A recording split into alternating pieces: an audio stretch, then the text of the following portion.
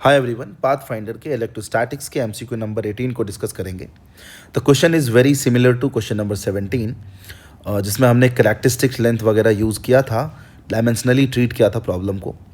ये क्वेश्चन भी वैसा ही है, जिसमें फिर से हमारे पास एक यूनिफॉर्म डिस्ट्रीब्यूशन वाला एक क्यूब है। चार्ज का डिस्ट्रीब्यूशन यूनिफॉर्म है।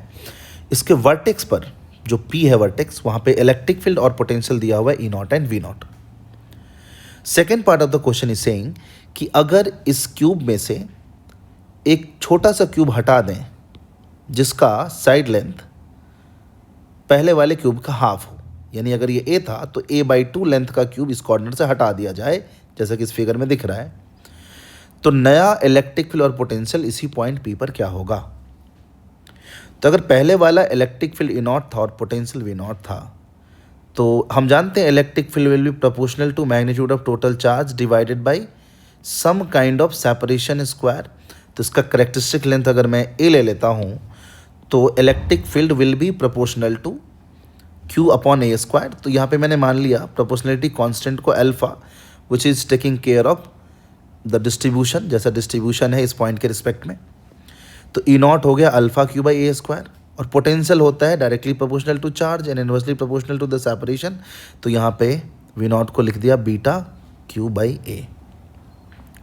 ठीक है, तो चलते हैं आगे। अब हमारे पास इस क्यूब को हटाने के बाद जो बचा है उसके वजह से यहाँ निकालना है। तो एक काम करते हैं, तो छोटा क्यूब है ना जिसको हटाया गया है, let us find potential at this point P and electric field at this point P due to this particular cube itself. ये छोटा जो क्यूब हट रहा है इसका यहाँ क्या कंट्रीब्यूशन था। तो हम यहाँ पे जब ये कॉर्नर की बात कर रहे हैं, तो जैसे ये कॉर्नर इस वाले क्यूब के लिए था, वैसे ही ये कॉर्नर इस वाले क्यूब के लिए है। तो जो सेफ फैक्टर है तो सेम ही रहेगा अल्फ़ा। तो यहाँ पे जो इलेक्ट्रिक फील्ड आएगा दैट विल बी अल्फ़ा।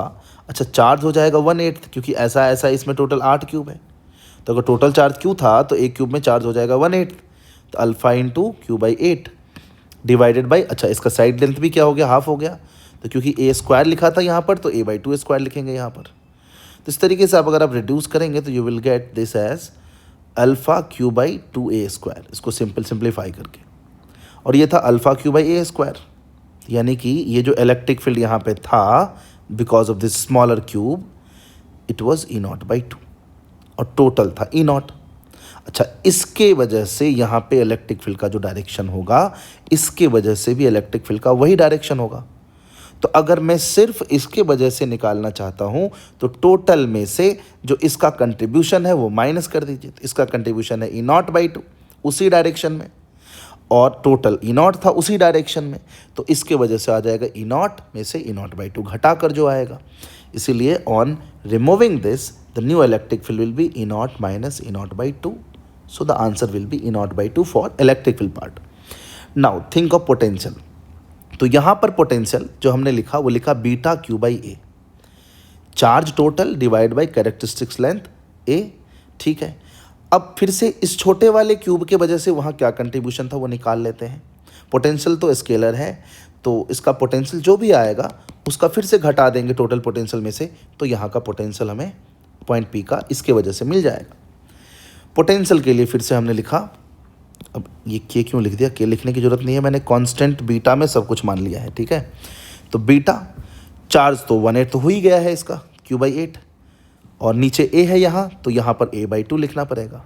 तो इसको फिर से सिंप्लीफाई करेंगे तो आपको मिलेगा बीटा, ये के मैंने क्यों लिख दिया, के हटा देते हैं हम, चलिए, तो बीटा क्यू बाई 4a। अच्छा, बीटा क्यू बाई ए हमें पता था वी नॉट, यानी जो इसके वजह से यहाँ पोटेंशियल है वो है वी नॉट बाई 4। तो टोटल पोटेंशियल यहाँ पे वी नॉट है, और खाली इस छोटे वाले क्यूब के वजह से वी नॉट बाई 4, यानी कि इस वाले की वजह से होगा V naught minus V naught by 4। तो 3 वी नॉट बाई 4, ये ऑप्शन ए में है क्या, ऑप्शन ए में है, तो ये हमारा सही आंसर है।